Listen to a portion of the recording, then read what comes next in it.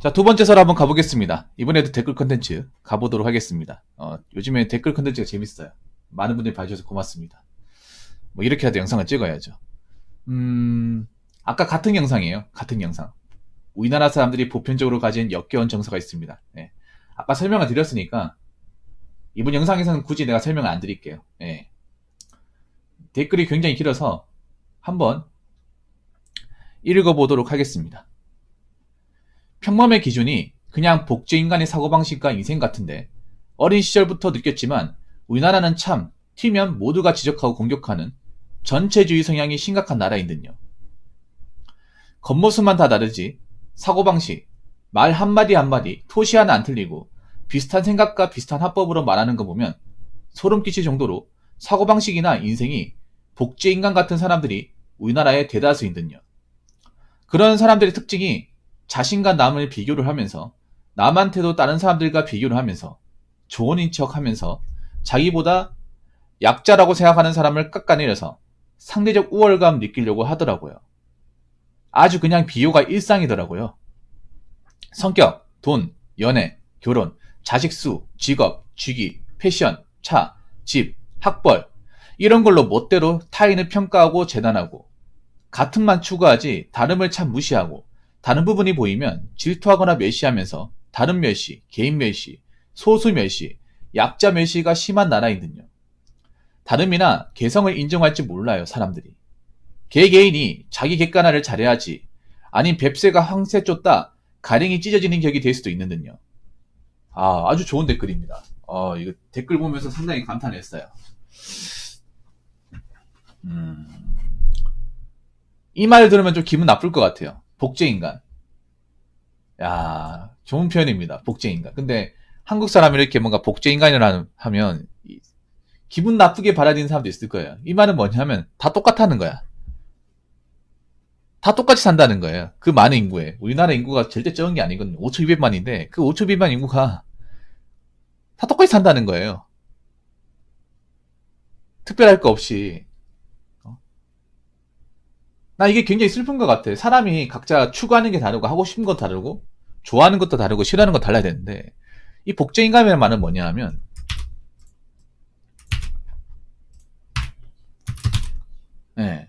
복제인간의 사고방식이라고 있잖아요. 입는 것도 똑같고 좋아하는 것도 똑같고 하는 짓도 똑같고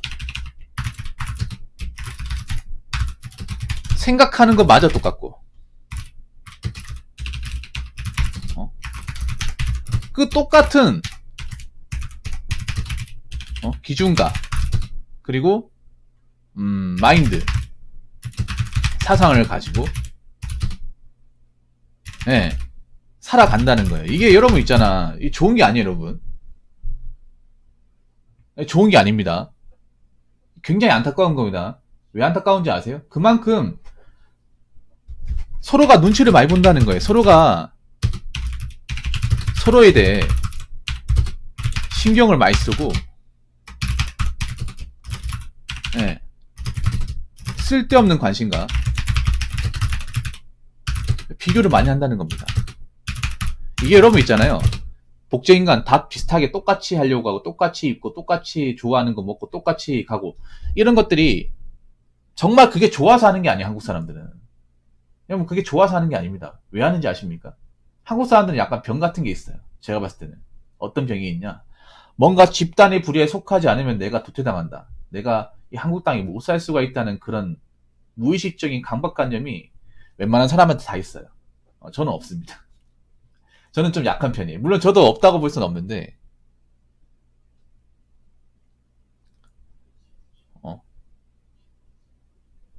근데 문제는 뭐냐 하면 이렇게 뭔가 똑같이 하는 것에 대해서 이성적인 판단도 없고 자기 주관도 없고 문제 지적도 안 하고 그냥 다 한다는 거예요. 이게 정말 하고 싶어서 하는 것도 아니에요, 여러분. 웃긴 게 뭐냐 하면 우리나라 사람들이 보면 뭔가 똑같은 거 비슷한 거 다 같이 하고 따라 하려고 하잖아요. 그게 정말 좋아서 하는 게 아니에요. 그냥 한국 사람들은 뭔가 강박관념이 있어요. 뭔가 남들과 다르면 안 된다. 비슷하게 가야 된다. 남들이 시키는 대로 가야 문제가 없다. 이런 마인드가 어렸을 때부터 좀 주입이 돼 있어. 그래서 여기에 대해서 이사 가는 생각을 못 가지는데 정말 이상한 거예요. 정말 이상한 거야. 왜 다 똑같이 살아야 돼? 왜 다 똑같이 행동해야 됩니까? 제가 얘기하는 게 오해하시면 안 되는 게 다르게 산다는 게 뭐 남들한테 피해주고 관심종잡적 행동 이거 얘기하는 게 아니에요. 그냥 다른 생각을 가지고 얘기한다거나 다른 마인드를 가지고 살 수 있는 거잖아. 왜 사람의 생각과 어떤 삶의 가치관 다르잖아요. 근데 생각해봐. 원래 다를 수밖에 없거든요. 어느 인종이든 살아가는 가치관과 마인드, 성격이 다를 수밖에 없어. 근데 이걸 어떻게 일률적으로 비슷하게 한다고 자체가 뭔가 이상하잖아요. 이게 행복하면 모르겠는데 행복하지도 않습니다, 여러분. 이렇게 사는 게 행복할 리가 없죠, 여러분. 절대 다수의 사람들이 똑같이 행동하고 사고하고 행동한다는 게 이게 어떻게 즐거울 수가 있습니까? 그리고 아까 얘기했잖아요. 이게 정말 좋아서 마음에 들어서 내가 행복해서 하는 게 아니라 예, 뭔가 집단이 이탈하면 안 된다는 그 강박관념. 그리고 서로한테 너무 신경을 많이 써요. 서로가 뭐 하는지. 서로가 어떤 가짐을 가지고 있는지. 그런 것들을 굉장히 무의식적으로 많이 합니다. 근데 여기에 대해서 이상하다는 생각을 못 가져요. 왜 못 가지냐? 한국 사람들이 흔히 하는 변명 중에 하나를 얘기해 드릴까요? 남들도 다 하는데 나한테 그래. 남들 하는 거 나도 하는데 뭐가 이상하다. 이런 식으로. 그러니까 남들 하면 나도 한다. 이유가 어떻게 됐든. 이게 좋든 나쁘든 간에. 남들이 하니까 나도 해야 되지 않나. 주변 사람들이 하는데 나도 거들어야 되지 않냐. 주변 사람들이 영화 봤으니까 나도 봐야지. 모든 판단을 주변 사람들, 남들, 그 기준에 해요. 자기 판단은 없고. 슬픈 겁니다, 여러분. 이거는 있잖아요. 기분 나쁘게 들으셔야 됩니다. 굉장히 기분 나쁘게. 모든 사람이 똑같은 사고방식까지 살아간다는 게 정말 잔인한 거예요, 여러분. 개인한테는. 개개인이 특별할 게 없다는 거잖아요, 여러분. 그리고 나 웃긴 게 뭐냐 하면 그런 거예요.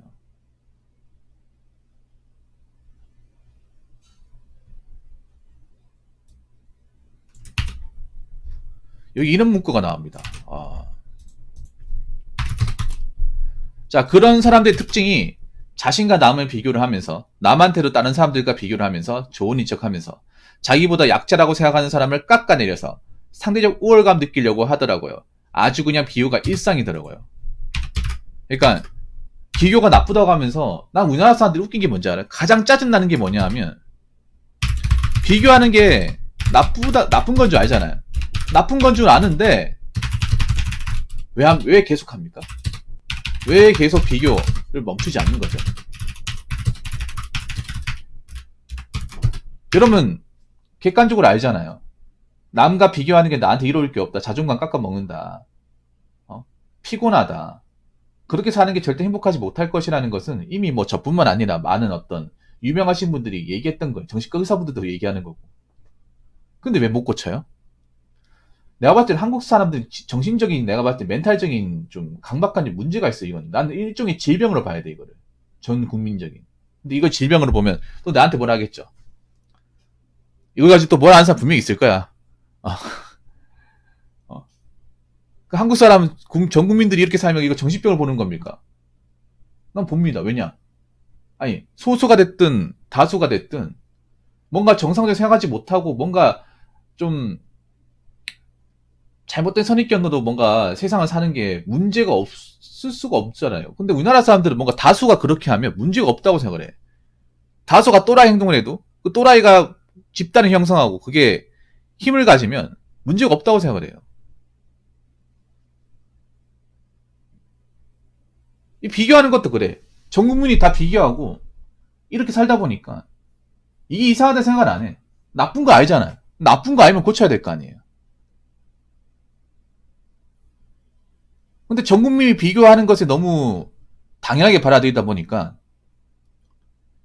이걸 못 고치는 거야. 그러니까 뒤돌아서면 또 비교하고 뒤돌아서면 또 비교하고 정말 안타깝습니다. 이런 거 보면. 그러니까 자존감 깎아먹을 수 있는 행동은 다 해. 자존감 깎아먹을 수 있는 행동은. 자존감은 스크래치 낼 수 있는 어떤 수단과 방법은 가리지 않아요. 난 그게 정말 안타까워. 아니, 법정 스님도 남과 비교하지 말고 너답게 살아라고 책에서도 얘기하잖아.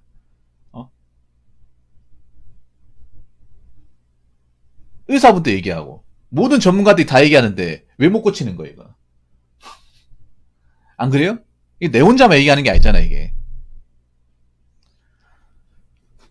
이건 나 정말 나쁜 거예요 여러분. 문제점을 알면서도 그냥 방관하고 놔두는 것 자체가 더 큰 문제야 이게. 고질적인 문제가 있음에도. 왜냐하면 다 이렇게 사니까.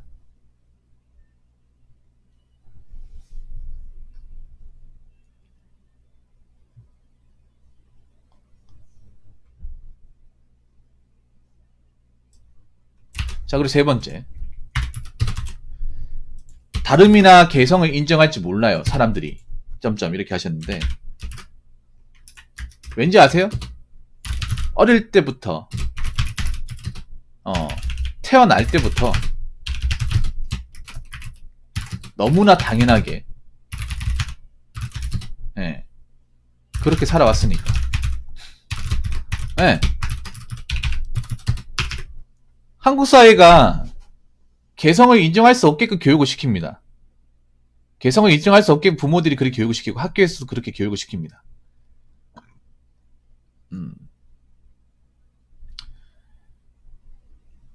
왜냐, 애기 키울 때 보면 알 수 있어요, 여러분. 그런 분도 내가 많이 봤거든. 뭐냐면 내가 만약에 아들 딸내미 태어나면 나는 요즘 사람들하고 다르게 키울 거야. 하고 싶은 건 막하게 키울 거야. 이렇게 얘기하는 사람들 있는데 막상 결혼해서 애를 키우면 똑같이 키워요. 남들 하는 대로 똑같이 합니다. 그게 정말 이해가 안 됐거든요.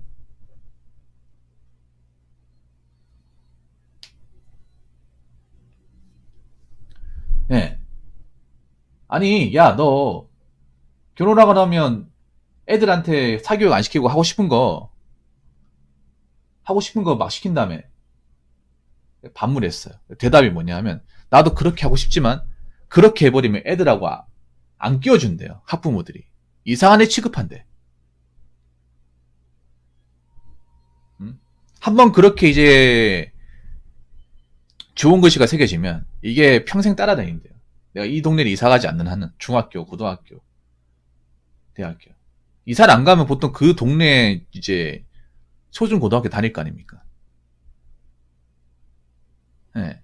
특히 저희 때도 그렇지만 요즘 애들은 더 무서운 게 요즘 애들은 사소한 것도 뭔가 다르면 그걸 가지고 무시해요. 사소한 것만 다르면.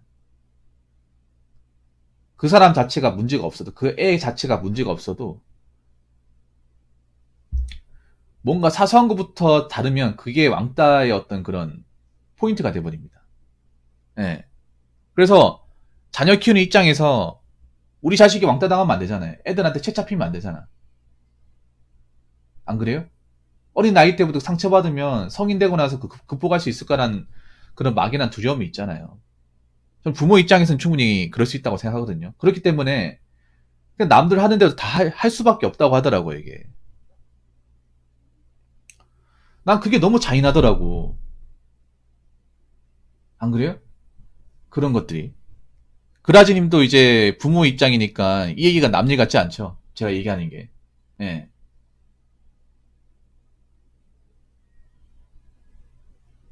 나 그런 얘기 들으니까 우리나라 교육이 참 무섭다는 생각이 들더라고요.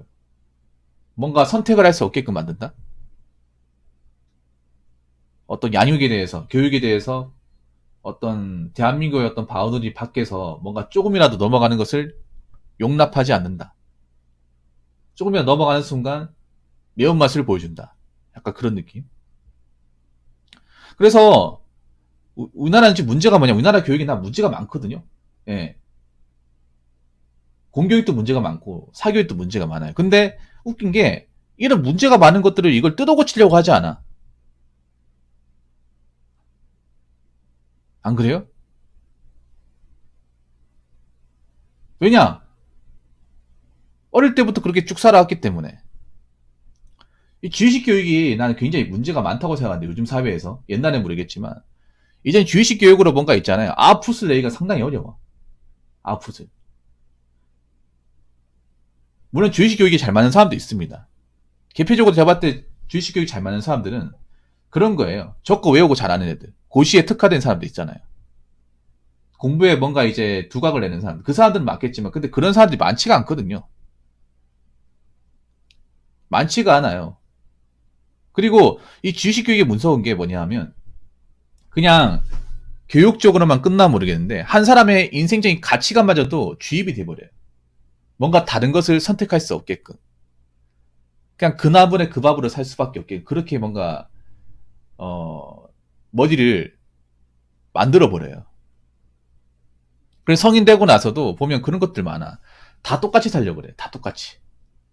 직업이 다르고 살아가는 방식이 다 다르잖아. 다 다른데 다 똑같이 대학교 나와서 다 똑같이 대기업 가려고, 다 똑같이 공무원 가려고 그래. 물론 좋은 직업 맞아. 좋은 직업 맞는데 그, 그 좋은 직업을 갈 수 있는 사람이 굉장히 지극히 제한적이라는 거죠. 예. 안 그래요? 그리고 거기 낙오하는 사람도 꽤 많다는 거죠. 음? 이 경쟁 사회가 가장 단점이 뭐냐면, 경쟁을 통해서 취업과 어떤 그런 인프라의 기회가 많으면 괜찮은데, 지금 취업과 인프라의 기회가 상당히 적어요. 특히 좋은 직업은. 그래서 문제가 뭐냐 하면, 각국 노력 끝에 들어간 사람은 그나마 괜찮아요. 뭐 공무원 시험을 열심히 해가 들어간 사람이나 뭐 대기업을 들어간 사람은 괜찮은데, 문제는 거기에서 낙오하는 사람이 너무나 많아요. 근데 낙오한 사람들이 뭔가 보상을 못 받잖아. 아무런 보상 못 받잖아, 이게. 뭐 공무원 시험 5년, 6년 해가지고 떨어지면 엄청난 인생 낭비가 되잖아요. 점점 가면 갈수록 그런 낙오 자리에 점점 많아지고 있지 않습니까? 이건 나라에서도 굉장히 좀 인력 낭비예요. 안 그래요? 그리고 그렇게 낙오하게 되면 그동안 쓴 돈과 시간이 복구가 안 되잖아요, 이게. 인생에 크나큰 어떤 오점을 남기지 않습니까? 그래서 저 이 댓글 정말 마음에 드네요. 적게 적으신 분 정말 감사합니다. 제가 전에 그런 얘기 했습니다. 한국 사람이 제일 재미없게 산다고. 근데 제일 재미없게 살아요. 왜냐? 내가 좋아하고, 내가 무엇을 추구하고, 어? 내가 원하는 삶이 무엇인지를 알고 살아야 되는데, 다 똑같이 살잖아요. 그것도 다 똑같이 사는 것도 자기가 좋아서 똑같이 사는 게 아니라 남의 눈치와 신경을 지독하게 많이 보니까 내가 좋아하는 게 뭔지도 모르고 살아가잖아요. 얼마나 슬픈 겁니까? 나이 먹어서도 내가 원하는 거 눈치 봐가면서, 시선 봐가면서, 그리고 남들한테 내가 어떻게 사는지 보여주려고 지독하게 노력하고, 어? 죽을 때까지 그렇게 살다 끝나는 거 아니야. 평생 내가 좋아하고 원하는 삶이 무엇인지 모르고 살아가는 거잖아요. 그러면서 행복과 즐거움을 논하고 있어. 안 그래요? 그래서 저는 이 댓글 적으신 분 말대로 이 복제인간 같은, 공장의 공산품 같은, 프로덕트 같은 그런 마인드는 좀 없어져야 되지 않을까 생각을 합니다. 각자 살아가는 게 다르고, 각자 생각하는 게 다르고, 추구하는 게 다릅니다. 그걸 똑같이 묶을 수 없습니다. 언제까지 그러고 살 겁니까? 여기 계신 분들은 여러분이 각자 좋아하는 게 있으면 좋아하는 거 하면 사세요. 자꾸 남들이 가진 그 기준을 가지고 자꾸 어떻게든 들어가려고 아둥바둥 거리지 마시고, 남들 눈치 보지 마시고. 그러니까 일할 때, 뭐 직장 다닐 때야 조직 사회니까 남들 눈치 보고 살아간다 하더라도, 일 끝나고 나서는 여러분들 좀 하고 싶은 거, 원하는 거 좀 누리면서 사시고요. 그리고 남들이 원하는 그 기준치를 자꾸 억지로 따라가려고 하지 마시고. 예. 내가 안 맞으면 안 가도 돼요. 무슨 말인지 아시겠죠?